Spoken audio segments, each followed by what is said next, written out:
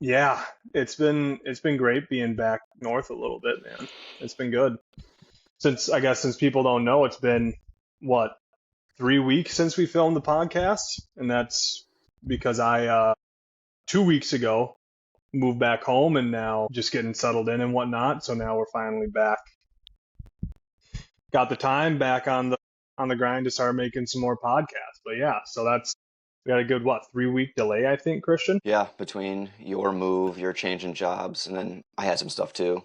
But thankfully, we have a lot Yeah, of backlog of podcasts, so it all worked out. yeah, that's right, that's right. I gave you a tease before we started this, a radio tease, that is. Specify what kind of tease. Uh, and I said I watched a movie in the theaters for the first time in a while, which is true. I had some time to kill. I was hour and a half away from home down by the cities, 3, 4 hours to kill. And I was hearing like great reviews on the new Fantastic Four movie. And so it was playing in a movie theater right across from the cafe where I was getting some work done. And I'm like, I'm going to go watch a movie in the movie theater. Did the whole bit, got some popcorn, and sat down. And I forgot how great movie style popcorn is. It's probably nothing different than what you can make in a microwave, but it was so good sitting there watching the movie. And honestly, Fantastic Four, I'd give it like an 8 out of 10. It was a solid movie. I thought it was actually really good. But yeah, I heard really good reviews, so I had to go check it out. And I won't ruin it, but dude, the end of the movie, there's a nice little cliffhanger. It's pretty cool. It's pretty cool. So my question for you is, how does that relate to physical therapy or coaching? Not at all. Not at all. No, I just wanted to. I watched the movie for the first time in a while, and I wanted to throw it out there and see if you go and watch it, and then you and I could nerd out about it and what's all going down. Yep. Anyways, so yeah, that was my radio tease that I wanted to pay off.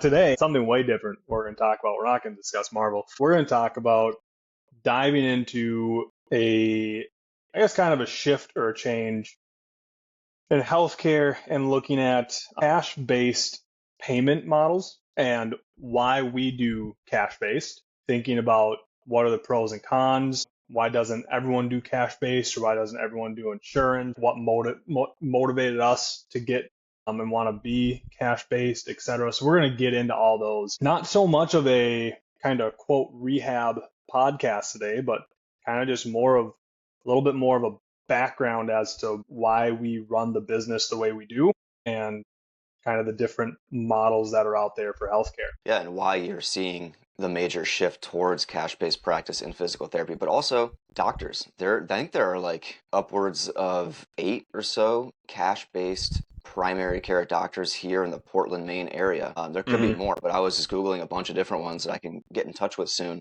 And I was surprised by how many. I thought there were only going to be a handful, but there's a lot. And it's not just, to be clear, it's not just concierge where like you've got a bunch of rich folks paying doctors to come see them wherever, whenever. It's like your primary care doctor is in a brick and mortar building taking pretty reasonable cash rates. And Yeah, just seeing that happen not only with doctors and PTs, but also chiropractors. They've been doing that forever. That's a thing yeah, they kind of pioneered. But yeah, just seeing that whole shift and just watching it play out, honestly, for the better for our clients in our professions, I think. yeah, yeah. I would agree. For some places, for some people, and we'll probably get into this more, but like you do kind of have that quote like necessary evil type of thing where maybe I shouldn't call insurance evil, but like some people they need the insurance option, right? And we're going to talk about that a little bit more. But like you said, there are ways to make something like family medicine affordable and reasonable to do cash based. So, with that being said, as you and I, Christian physical therapists who have decided to do cash based services, and I say services because, it's not just PT, we also do coaching and strength and conditioning and all that other stuff, but cash based services. Let's start by just explaining kind of what cash based is. So, kind of what it is when it comes down to it is it's us as the PTs, the healthcare providers, and you as the patient, and we agree upon a price. I think your services to me for 1 hour is worth just, let's say, $100. And so we both agree, yep, that sounds good. So you come, I see you for 1 hour, you give me $100 and that's it.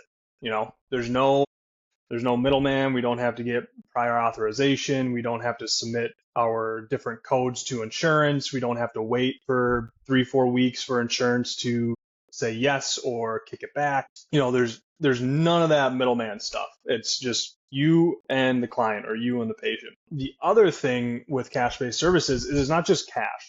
It's not just you need to bring a crisp $100 bill to the session. Oh, that would be cool. There's also other things. You can use credit cards, HSA, FSA, different applications.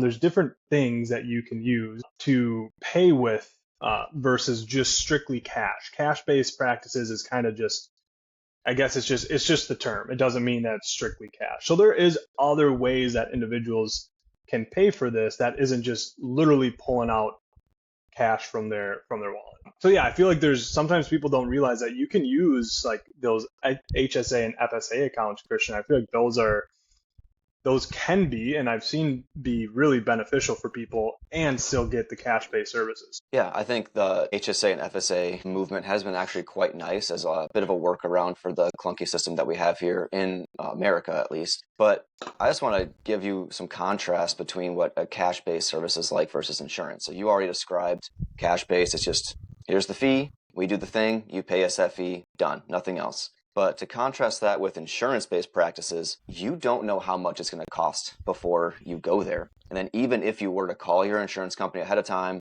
you still won't know exactly because no one is going to tell you the exact rates that are negotiated between the provider you're going to see or the company that they work for, as well as the insurance provider themselves. That's all kind of hush-hush. And it's not like anyone has a master list of what it looks like on their desk. It's all, I don't know how exactly it's done in the background, but it seems like things got to go into some magic system and then some made up numbers come out. But anyway, let's just give you some examples that we'll see day to day. Let's say you have Anthem or Blue Cross Blue Shield. Your cost for a 45-minute session, which is a typical initial evaluation length in most insurance-based practices, that might be $300. Now let's say you have Aetna. Your cost for that same session might be $200. And now you have Medicare. Your cost is $75. So it really sucks to be the person paying $300 for the same exact service that someone else is paying $75 for. And that's one of the inherent inequities in insurance-based practice is people just pay these different rates based on whatever contracts have been negotiated between the provider and the insurance company. And frankly, it really isn't fair. Yeah, and yeah, you make a really good point there. It's not fair. And the nice thing, we'll probably get into this a little bit too later on, but kind of talking about the different numbers when you're looking at, an insurance billing, you kind of have these hard set times of like, if I treat you, like people probably don't know this, but Medicare services, if I treat you, Christian, for 35 minutes, you're going to get billed one less unit. But if I were to see you for 4 more minutes, and then I would bill you an additional cost and you would get, an additional whatever billed on, right? Whereas I feel like with cash-based services, it is like, we're here for this amount of time and we're just going to get done whatever we need to get done.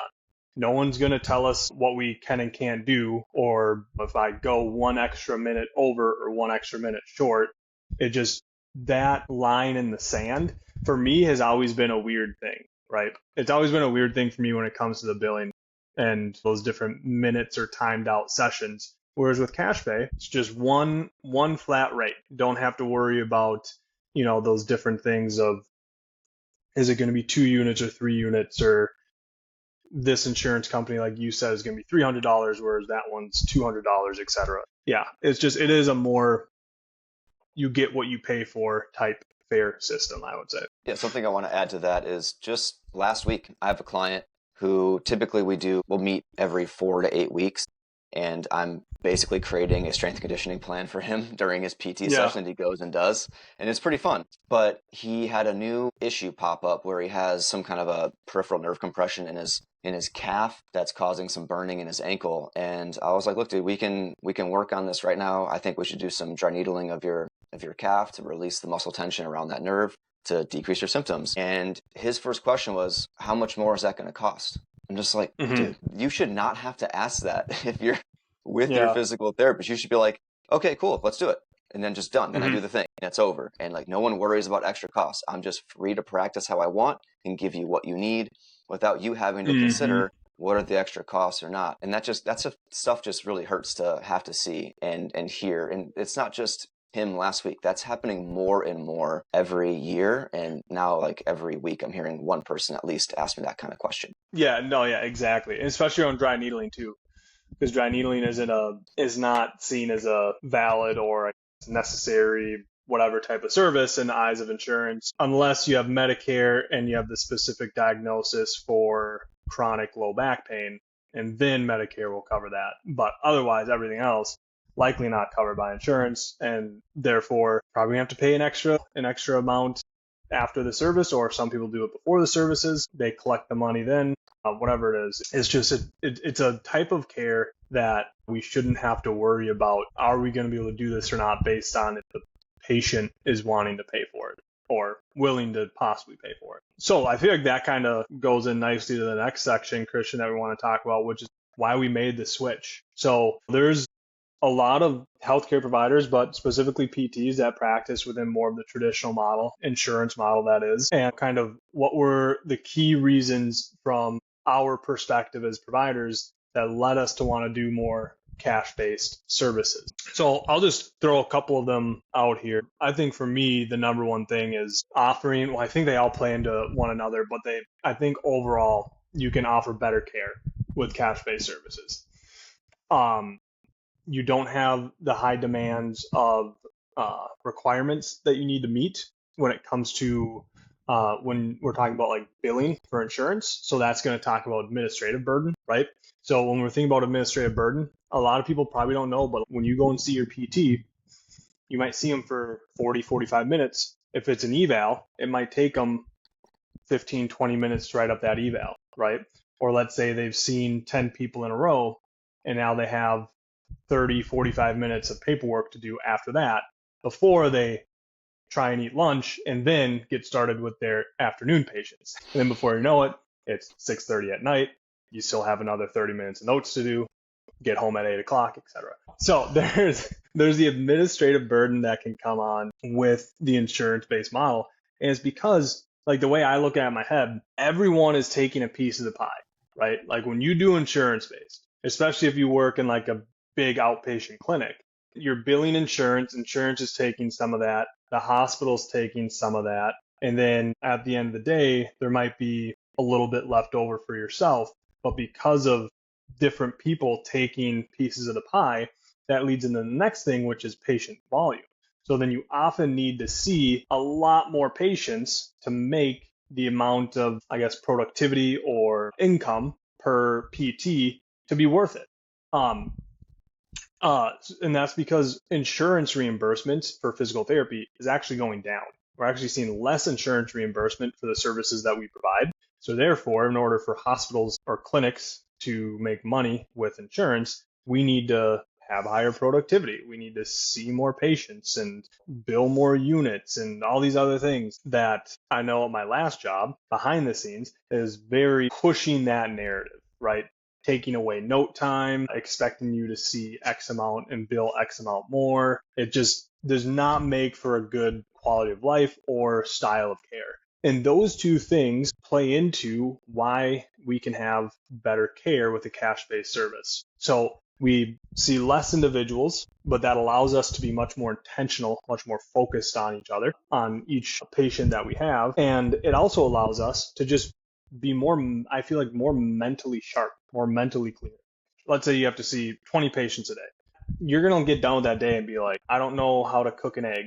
My brain is, it's not there. Versus if you see like 7 or 8 patients a day, man, the amount of mental clarity that you have when you're trying to make decisions, medical decisions, PT decisions, so much better. Anyways, those are kind of the three major reasons I feel like the administrative burden and the patient volume play into the patient or better patient care. Sorry, Christian, I kind of took over there and went on some rants, but your thoughts on those different aspects and what motivated you? Yeah, I'll just pick up where you left off with the rant. So let's talk about administrative burden. So this is a major reason for me. And I just want to lay out what a typical PT experience is like for for a patient, or like for the physical therapist behind the scenes working with the patient. So our patients are typically scheduled in 30-minute blocks for follow-ups and 45-minute evaluations. And there's no buffer between these sessions. So if I see you on time, that means that I had to cut my previous patient's visit short so I could briefly prep for your session, or I didn't actually prep at all,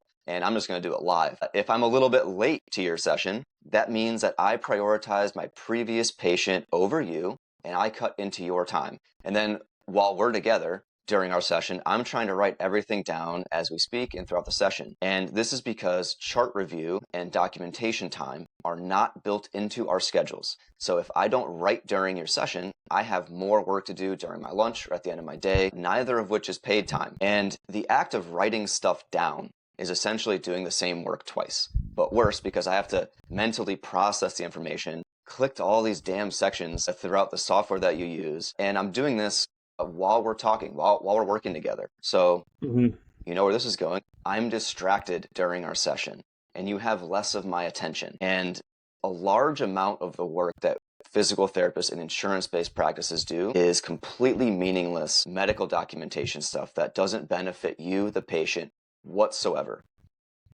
And I just have a really hard time with doing that day in, day out, because not only is it stressful for me, but it's also like, I just feel bad. I mean, most of us go into physical therapy or healthcare in general because we're largely empathetic individuals and you want to help people, but we're spending a large amount of our time not helping you at all. In fact, giving you less quality care even when we're with you because we're so distracted by these little things in the background, like, oh, I got to hit this number of people in a day or this number of people in a week. I got this patient coming in 3 minutes, but I still have to get this thing done with you. I got to do all these different clicks to get to the chart. Sorry, it's a slow internet day or the program's lagging and now it's just taking forever. All these things suck and none of it leads to a better experience for you. Yep, I would agree. I actually just started my new job here not too long ago, and last week, and I already had I think like my first day is orientation, second day was like on-site orientation, and then like the third day I was already having patients, and the fourth day my caseload was already like getting up there. Anyways, and so like by the fourth day, I barely know this freaking medical system, like what this EMR system.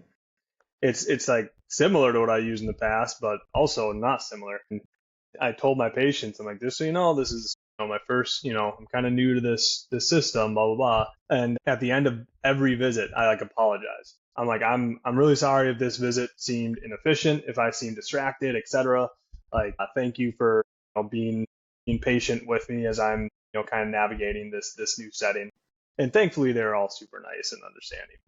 But yeah, it's just. And then the other thing that we haven't mentioned is usage of AI or usage of using Google for talk to type or talk to text and getting much more efficient notation done that way. And why can't we do that in bigger clinics or medical institutions? Well, they are doing it, just not with physical therapy. They're doing it with ER docs, family med docs, etc., where they're using AI to help write their notes so they have a lot less documentation time to do and they can spend more time focusing on patients. And so because we're a private practice and we accept cash and we don't go through insurance, etc., we were able to use more of those things that help out that administrative. Yeah, and the emergence of AI with documentation assistance is, I think, really cool. It has potential to be amazing. I mean, clearly it is amazing. We're using it already in our private practice, but I actually see it probably going in a very negative direction for insurance-based clinics. And it comes down to really how you make money when you operate in an insurance-based clinic. And you said it already, Eric, it's you have to see more people because you're paid based on time, not based on quality of care.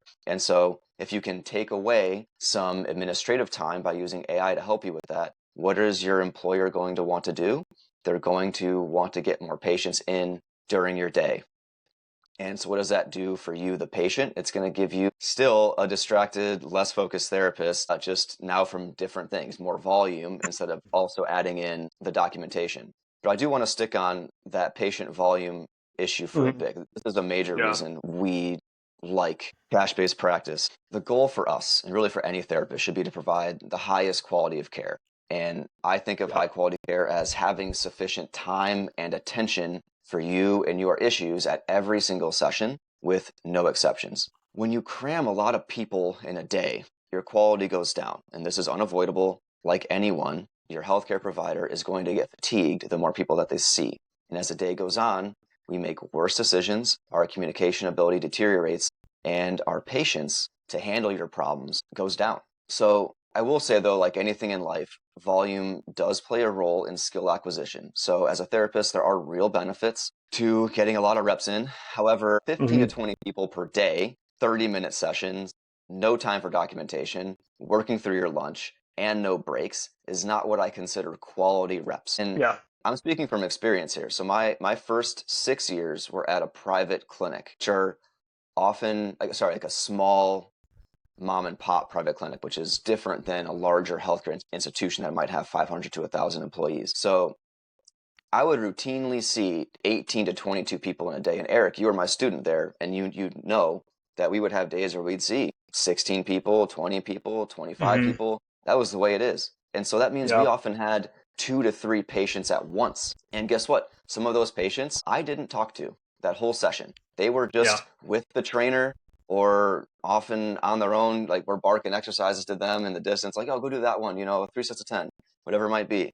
And that person was paying the same, if not more, than other folks that I was spending more time with, that they were Hmm. overlapping. So there are insurance-based clinics that do things fairly well. Like my two close friends, they have their own clinic and they have 45-minute one-on-one sessions and they keep their volume fairly low. But they're not going to be able to make as much money as they might want or need. And that's just one of the sacrifices they're willing to make to provide high quality care. But the clinics that have dedicated one-on-one time, they're the exception, not the rule. Yeah. No, I remember some of those days working or being a student with you. Um, felt, and I think this is still a good learning experience because as a student, you're not used to working in high pressure, high, intense situations in physical therapy. And so being in that very busy clinic with you, seeing multiple people, there were days where there wasn't a whole lot of teaching or learning going on, which is just, it was just because of the nature of the day. Like you said, you're seeing 2, 3 patients an hour from the time you get there, from the time you leave. And I think there is some merit in, you take away some good lessons from that. You do learn from that. But like, when it comes to like didactic hands-on stuff that you and your CI are going over with, yeah, just it gets to be freaking crazy what those clinics can be like. And like you said, the one-on-one, it is the exception, unfortunately, and it's not the rule. Uh, or it's not like the standard, which stinks for the patient. It really just all comes back to the patient. There's a lot of things that are so productivity and financial incentive driven. And at the end of the day, it all falls back on crappier patient care from PT, MDs, PAs, whoever it is. Yeah, well, we just talked about administrative burden. So just all the paperwork we Uh-huh. have to do, then patient volumes. We were supposed to see more and more people all the time Yep. because that's how you make money in insurance-based clinics. But then the last major reason we made the switch is going to be just providing better care. And I'm not saying that you can't provide people really quality care in 20 to 30 minutes. We actually have an option for that in our cash-based practice. 30-minute Hmm. sessions, largely for manual therapy things, which won't need to take the full hour, such as a dry needling session. Hmm. But that's not meant to be the norm for how we treat. Some things in life just take more time. Like, would you be okay going to your barber if they only had 10 or 15 minutes with you? Or how about your nail technician or your massage therapist? It's just some professions require more time to provide you the quality of service that you expect. And physical therapy, chiropractic care, physician level care, all these things take time largely because there's a big communication aspect that has to occur. And then there's a lot of Yeah. thinking that has to go on, and some testing that has to happen. Like, yeah, of course, I've done it and you did it, where I can see you in 10 minutes and I can just go like, bam, bam, bam, here's this or that, go do these things. And will I be right? Yeah, I'll be right often enough, but Hmm. could I have been better for you? Could I have been more thorough? Did I miss some things? Yeah, like it's not the right way to do the job. And I don't care who thinks it could be the right way. It's like the people that think that things can be done that quickly and done really well, they're not the ones doing the work. They're the Yeah. ones who are profiting from the work. That's going to be your boss or the healthcare CEOs or freaking whoever else makes a lot of money off that stuff. It's benefiting them. It's not benefiting the provider. It's not benefiting the patient, especially. Right. Yeah. To go off of that, the more I do physical therapy, practice this profession, the more time my sessions, if it's an eval or a treatment, whatever it is now taken. Like it used to be like 90% were exercising or hands on doing something, and like 10% was just like a one on one discussion. Now I would actually say I'm probably more like 60-40. Like 60% of my session time is educating, discussing, talking through options, whatever it is with the patient. And then like the last 40%, I don't know, 15, 20 minutes, and then it's like, all right, now let's go and do some exercises, or let's do some manual therapy, whatever it is. And especially when it comes to exercises now, a lot of times I've been finding, and this is just all, I think the reason I'm bringing this up is because in the insurance-based clinics, or when we practice with like insurance-based reimbursement with these different build codes, you have to show skilled services. In private practice or in cash based, we could do a service and we know it's skilled. We know that we did something that's going to really benefit the patient going forward. Even if in the eyes of whomever else it doesn't seem that way, we know that to be true. And because it's cash based, doesn't matter. But when you're working with insurance, you have to show that it was a skilled thing that we provided, And so at the end of the session, it's like, let's go and get some exercises in. But more importantly, I don't need to sit here and watch you do 45 repetitions of whatever it is. How about we just do like 10 to 20, maybe closer to 10? Feel good? Looks good? All right. Educate on how to do this at home. I don't need to sit here and watch you do all this. But like, yeah, that's the other thing too with the care is it's kind of dictated as to what insurance thinks is quote skilled services, even though I can probably guarantee you no insurance, forgetting the name of the person that like looks over the notes and then they like reimburse or not, but no insurance individual has read the most updated, let's say, restore trial from Peter O'Sullivan on chronic low back pain and what is really the seemingly the most important aspect of managing that type of diagnosis. And so they get to deem what is a skilled service. And so you have to play their game while still trying to do what is the right thing to do for the patient. And so it's this, that just adds to more of the confusion and everything. But when it's cash based, you can provide better care because you don't have to prove that what you did is skilled. It's skilled, even if it's not skilled in the eyes of an insurance reimburser, if that's the right name. But anyways, yeah, better care, definitely with cash based. Well, and I'll just add one more small thing. There's a reason your physical therapist wants you to get on the bike and get warmed up for a few minutes. There's a reason they want you to do whatever exercises to get you loose and do your 3 sets of 10 to 20 and take some Yeah. rest. It's so they can get a freaking breather, so they can start doing your damn chart. It's like, Yeah. you don't need to do all that in the clinic right there. Like you can do that at home or at the gym on your own. If you Yeah. want to spend that time, like if you as the patient want to spend that time doing those things because you carved up that chunk of time, you're paying for it, and you just want to do it there, that's totally fine. But the vast majority of people don't really want to do that with their therapist. They want to do that elsewhere. They want to get the education piece. They want to make sure that we're up to date on their symptoms and we can talk about their home progression. And of course, they might want some manual therapy if that's helpful for them. They don't need to be doing their rotator cuff work, 4 exercises, 3 sets of 20 or whatever. And that's 20 to 30 minutes of their time that they're spending buttloads of money on. It really, most of the time, you're serving not even the therapist, you're serving the insurance company so we can do all the documentation that we have to do to justify the care we're providing for you so we can get paid. That's the freaking truth, guys. When you get on that bike for 5 minutes, that is so we can write a damn note so we don't do it later on at night at 8 p.m. Grab a drink of water. I don't know. Oh my God. Maybe go get a little snack in you. Get a little glucose boost. No, I agree. Yeah. I will say the one time that, and it doesn't even allow you to get more productivity stuff done while they're doing set exercises because you have to be attentive in this scenario.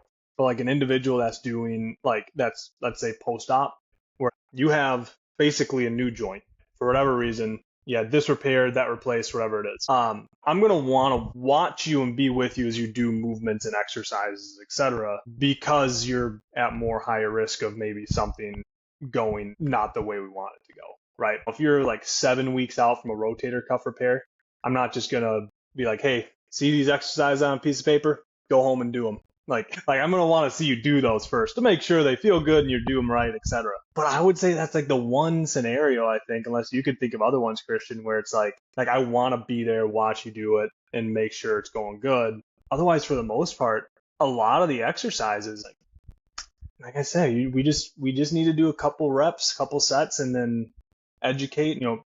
You can be independent at home. We don't have to be these supervised personal trainers for you, right? And I think that's where PTs, like that's part of the reason why we get bad raps than that we're just these glorified personal trainers sometimes, is because it's like we got to meet that 38 minutes so we can build the 3 units. And like if we do 4 exercises of 3 sets of 15, that's going to help get us most of the way there, So yeah, so anyways, that's a side note, but yeah, I don't know. Could you think of any other times in PT where you're like, I really want to sit here and watch you do these exercises all the way through outside of like a post-op? Yeah, just for 1, maybe 2 sessions with someone who is learning a new home program that we're writing. So like, Yeah. you get a client coming in who they have a pretty chill problem. You're gonna be like, look, let's just create 2 or 3 different workout days for you.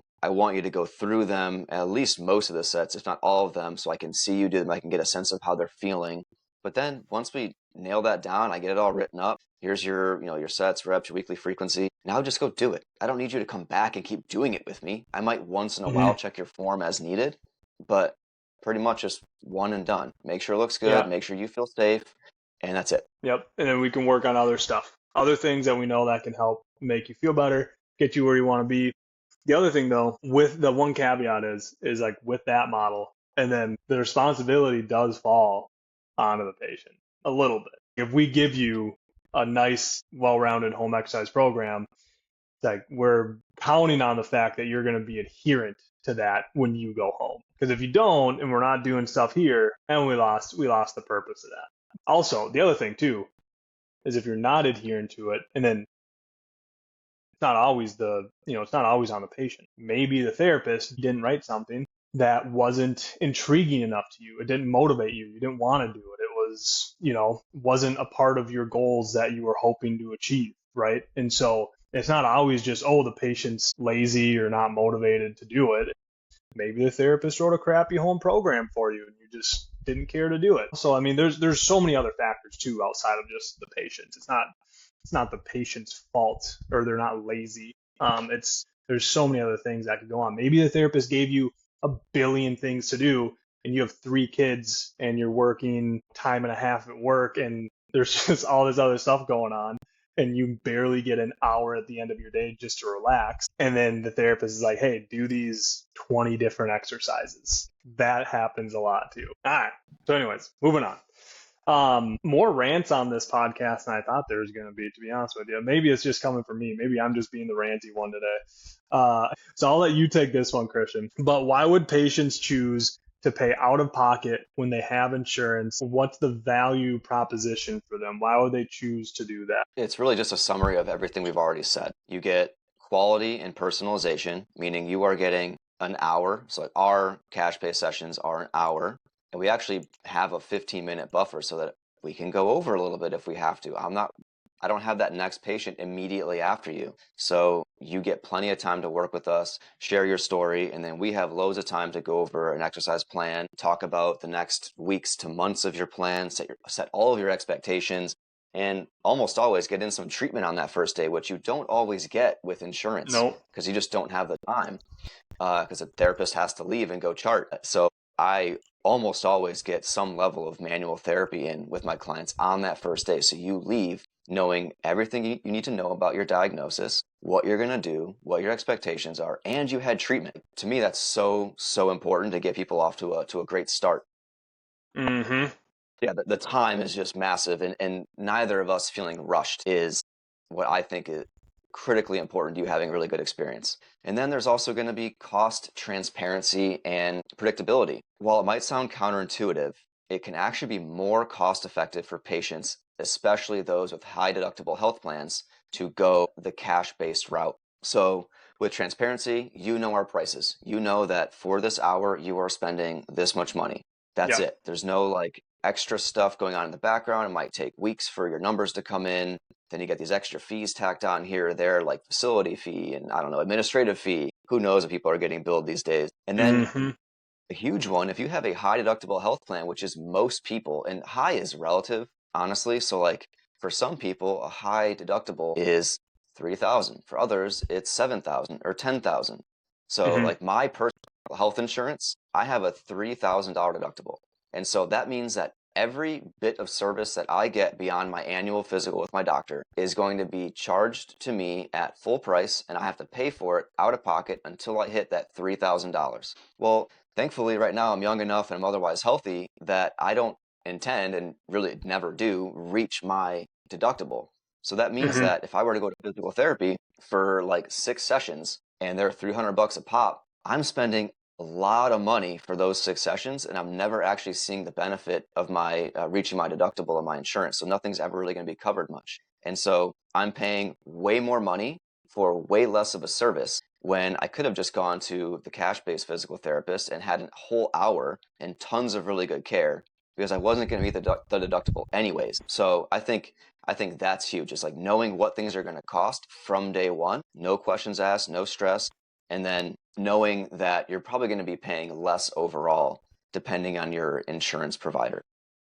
Hmm. And then there's also going to be the last thing I want to say is just the timeliness. Right now, at the job I work at, it's taking people about a month to come see me. And then even if you do come and see me, if you didn't book a bunch of sessions on that first day when you called, it's going to take you an extra month to come in and see me again. So how good is that for you to wait a month to see me, and then when you finally get to see me, it's going to be an extra month for you to come in for a follow-up session. It's 30 minutes long anyway, so you're going to be paying out the Hmm. butt for. So it's like, is that really worth your time and worth your money? For some folks, yeah.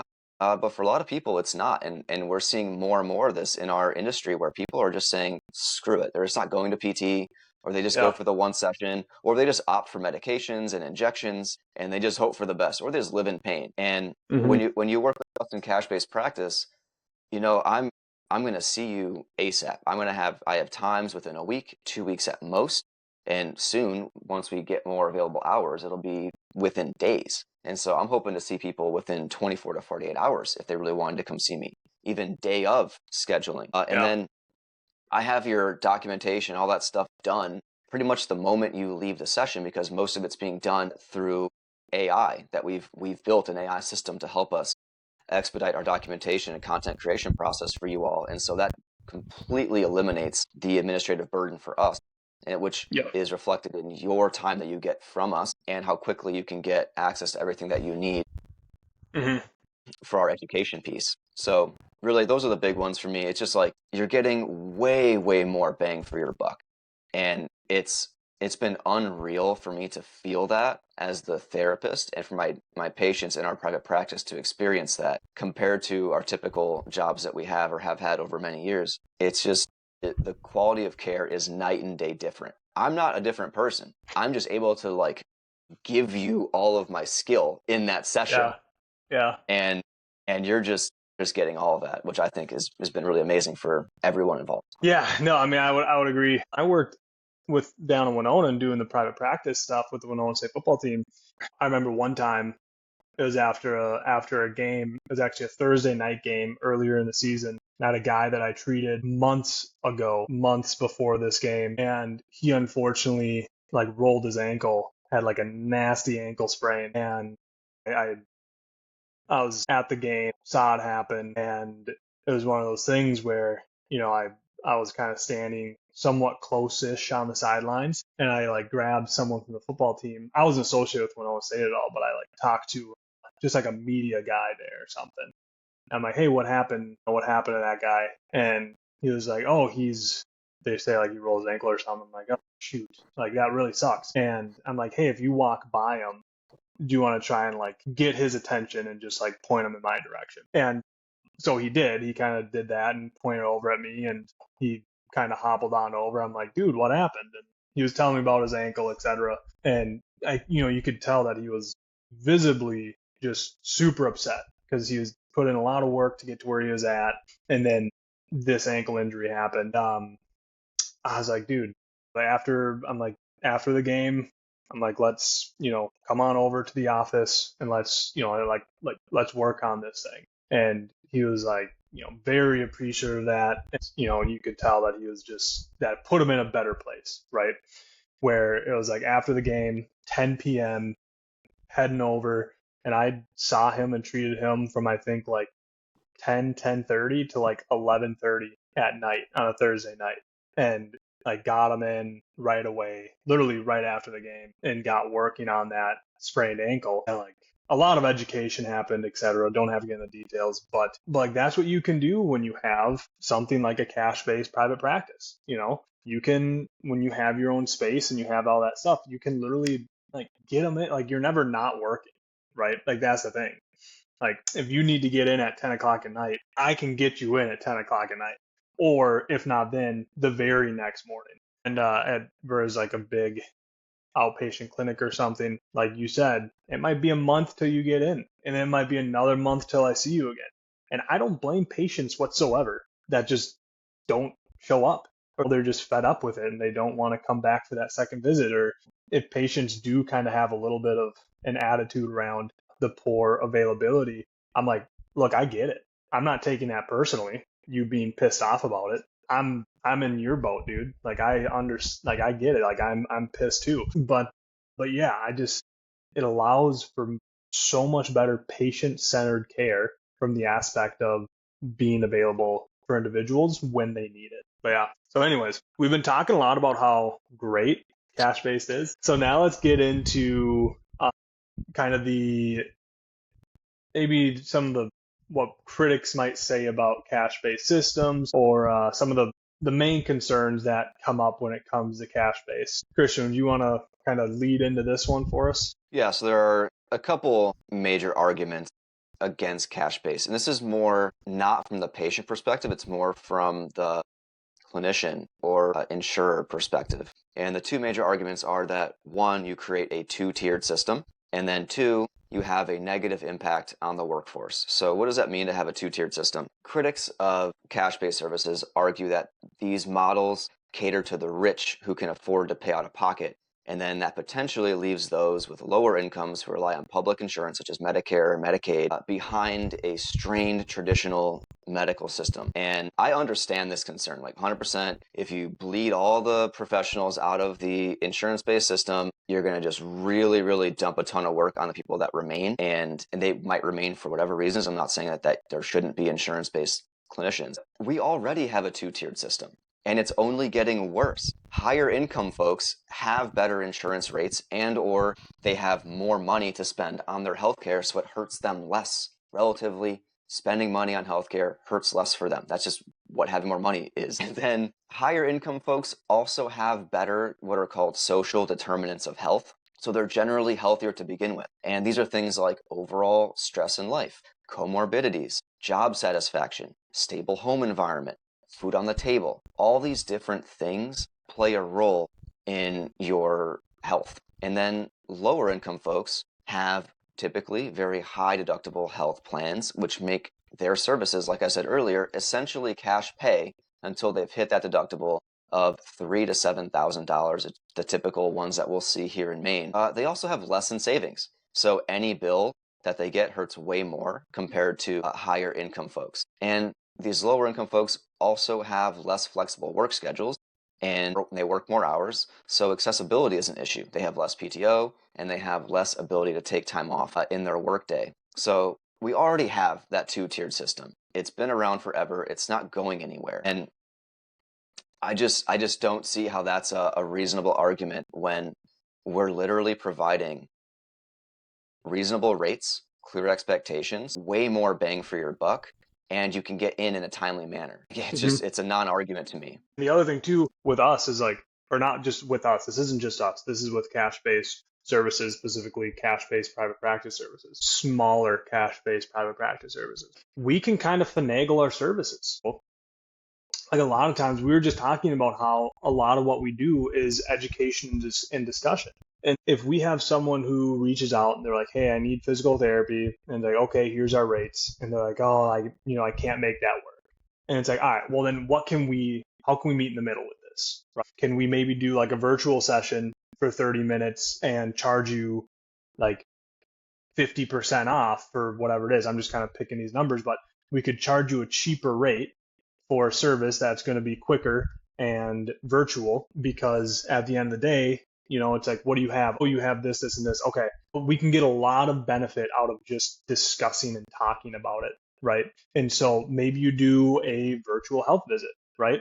And sometimes clinics, insurance-based places, they don't necessarily want to do the virtual stuff because that's not well reimbursed with these different insurance companies, or it's just a pain in the ass to do because you have to do these different billing codes and you have to make sure of X, Y, and Z. And it's just virtual visits can be it can be tough to do with that because of the documentation and reimbursement. Whereas with something like a self-pay, we can meet you where you're at with something like switching up to a virtual visit, costing you a lot less and still getting you 70, 80% of what you need to get better, right? We might not be able to fix it all, but we can at least discuss it and get you on the right path to feeling better.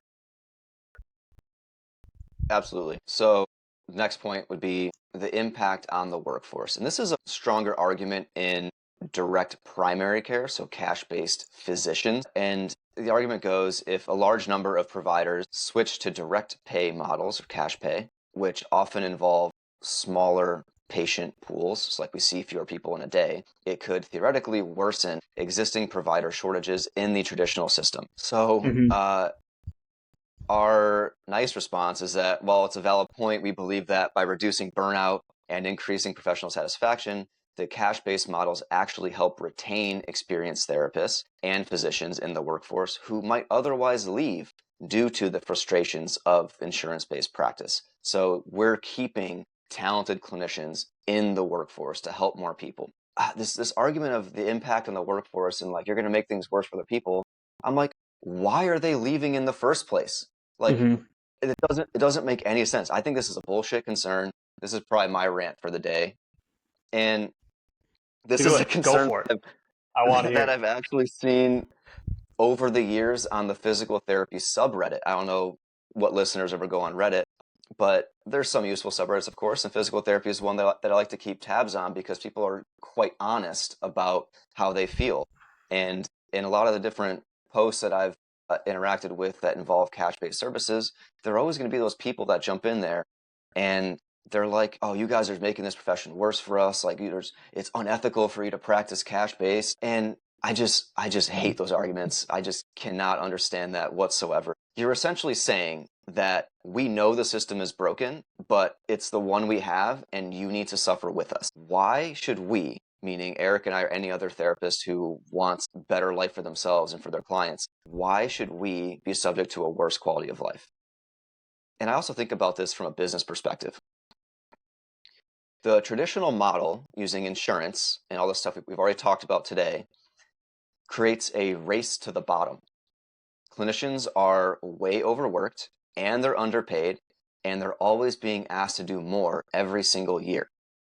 It doesn't matter how good you are at your job or how hard you work.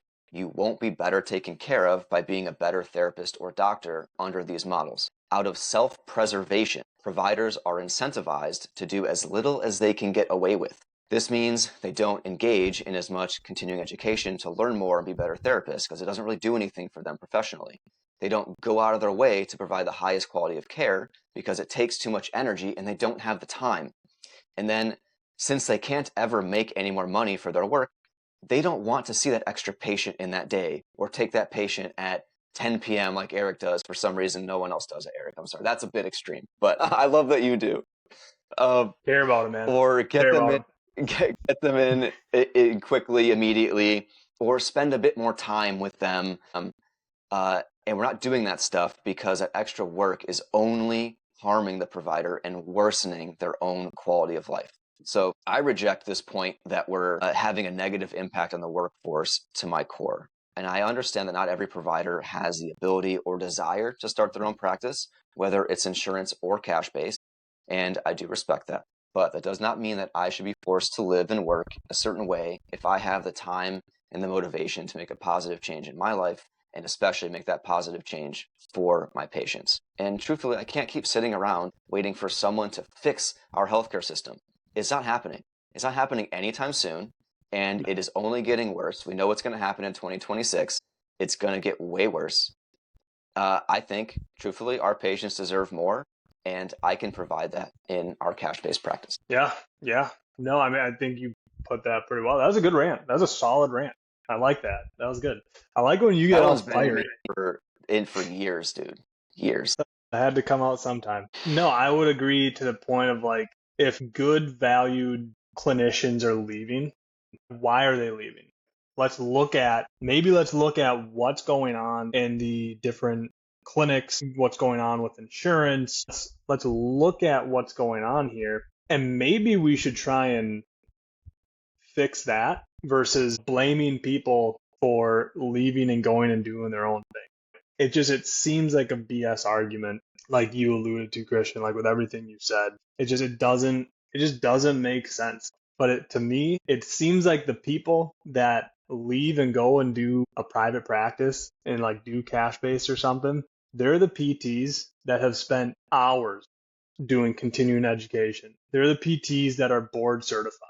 They're the PTs that are reading the most up-to-date research articles, and they're the PTs that are more of the go-getters, to be honest with you. Like I've worked with several individuals, several people, and no one's gonna ever listen to this, but where it's like you can just tell that they're just content with showing up, putting in their 8 to 10 hour days, watching the patient bike for 5 to 10 minutes, taking them through exercises, talking about current events, whatever it is, and then they'll see that patient for 15, 20 visits over 3 to 4 months. And, if they don't get better, all right, fair enough. I still get paid. So I'm still going to go home and do my thing. And it's like those aren't the individuals going out and making the private practices, right? Or going and doing their own thing. And this is what I wrote to my last employer because of the stupid effing decisions that they've been making. I said, look, you're going to continue to lose high quality physical therapists because of the things you're doing here. And you're going to continue to hire individuals that can't see through the smoke or see through the BS. And you're just going to get mediocre to sub-average individuals practicing physical therapy. And then you had this great brand of rehab and PT, and what's going to happen over the years, your quality of care is going to slowly drop, and word's going to start going around town talking about how shitty your clinic is, and less people are going to come, and less money is going to be made. And at the end of the day, you're just going to be providing shit services because you pushed out all of your high quality physical therapists. And like at a large scale, that's kind of what's happening, So anyways, I don't buy that argument at all. And kind of like we alluded to, individuals who like, what if people can't afford cash pay? Well, it's actually pretty damn affordable if you really think about it. And not only that, but like I said, we can finagle our services. Like it's not like, oh, you owe us $200 for the last hour if you like it or not. Like, no. You need 30-minute virtual? Let's do that instead. That's going to be a lot cheaper. It's going to work out well for you. And to be honest with you, it's probably going to go a lot longer than 30 minutes because I want you to get better. It's not, I'm just doing this to collect money from someone who, whatever. Or the other thing too that Christian and I do a lot of is we do a ton of pro bono work, right? We do a lot of free services. We've been doing that for individuals, especially individuals that just they really need the help, but they can't afford it. So yeah, we do a lot of free services as well, and we'll probably continue to do some of that going forward because it's just the goodwill thing to do. We're not out here trying to scam people out of money. But anyway, that was my rant on your rant. We can move forward to the conclusion. Well, I'll just continue one aspect of your rant. Let's keep going. We're already over an hour. Let's just go. We're already, yeah. to be 30 minutes. You made a really good point about how there are those physical therapists, as in any profession. I'm not saying it's just PT, where you Any have people profession. that they were like not the best therapists in school. They don't really care that much. This is more of a job for them. It's 9 to 5. They want to punch in, punch out. They don't really want to excel. There are those people. That's just going to happen. That's human nature. But a lot of those people, and I work with these, that my first impression of them was that they were those people that just didn't really care. But then the more I got to know them over the years, the more I realized that they actually are doing exactly what I said earlier, which is the company has created a race to the bottom, and these folks don't have the means or the motivation to go on their own. So what do? They just pull inward and they say, I'm not doing this or that. I'm just going to do just what I need to do to get my paycheck, be cool, and decrease my overall stress. Really good people. They're really good therapists. And they would, I think, excel and be more engaged and more involved and do a bit more for people if they had the environment around them, the culture around them that would take care of them.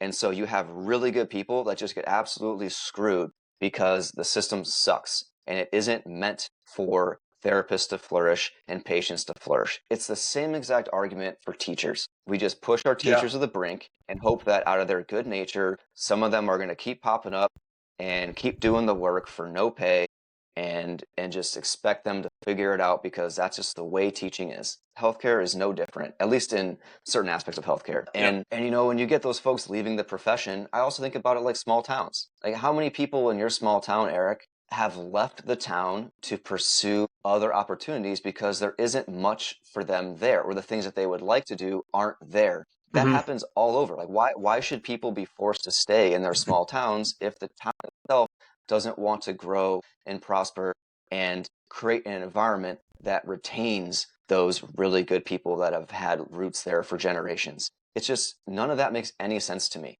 You got to Yeah. provide the right environment and the right culture and the right incentives to foster growth and talent and retention. Yeah. No, I would agree. I would agree. That's a good point. Yeah. Or if you're willing to live in a small town that might not offer a whole lot, and you can see that there's giant gaps in what is not provided, and then you can move back to that small town and you can fill those gaps. And so, AKA, like that's what you did. AKA kind of what I'm doing. Yeah. So anyways, let's go on to kind of the conclusion, closing statements. This was a great podcast, great therapy session. Honestly, I really feel a lot better after doing this. So we know that there's all these different pros and cons. We know that there's people that would rip on it for whatever reason, but we also know that there's a lot of pros to it, not just for the providers, but also for the patients. And so, why do we still firmly believe that a cash-based model is the right choice for your practice and your patients? I mean, I think just ultimately when it comes down to it, you get a better style of healthcare and just care in general. You get more one-on-one time. You get much more transparency with things because we actually know what's going on. When patients ask me about insurance stuff, I'm like, I guess we're gonna have to wait and find out because I have no idea what the hell they're gonna say or what they're gonna do. Like you said, they have different answers every time it feels like, and so we can really prioritize the patient and we can really individualize what's going on because we get so much more time with the patient or with the client. And I think we've alluded to it pretty well in terms of the affordability of it. We are much more flexible and able to have different offerings, give different packages, give different deals, or like we said, even be doing the pro bono work or tailoring the sessions to how the patient needs it, so that they can still get the benefit from a more appropriate financial perspective. So that's kind of my take on it. I'm sure you have a couple things to add to that, Christian, but at the end of the day, I do feel like the cash-based, smaller private practice type model, like it is better for the clinicians and for the patients of themselves. Yeah, and I know that we have an inherent bias because we're a cash-based practice, but having done insurance-based practice for 9 years now, it is a night and day difference in how I feel as a provider and the care I'm able to give my patients. I think, like at my core, I think that it is a much better service overall, and it is worth the cash-based expense, especially if you have a high deductible healthcare plan. And even if you Hmm. don't, I still think you're going to get way more bang for your buck and be way more satisfied with the care you're going to get. It's like, are you okay with going to Supercuts for your haircut, or do you like your barber that gives you that 45-minute cut just the way you want it every single time? That's the kind of comparison I like to make. You're just getting a much, much better service, and you pay a bit more for it, perhaps, but it's, like I said, just more bang for your buck overall. Mm-hmm. Yeah, I would agree. So anyways, if anyone has any questions or if they want to reach out, talk about our services, we'd love to do that. Or you can check out our website, flexedmettle.com, and see what the things are that we offer. And, we can have a discussion and go from there if there's anything in specific that interests you. But hopefully amongst the rants, the back and forth that we had, you can take away some good things from this podcast. Still trying to make it pretty lighthearted around the whole thing. So thanks so much for listening, everybody. Christian, nice to talk to you again. Happy that we got back on the podcast grind and got this one whipped out. Thanks so much. You have a good rest of your day, man. All right, later, Eric.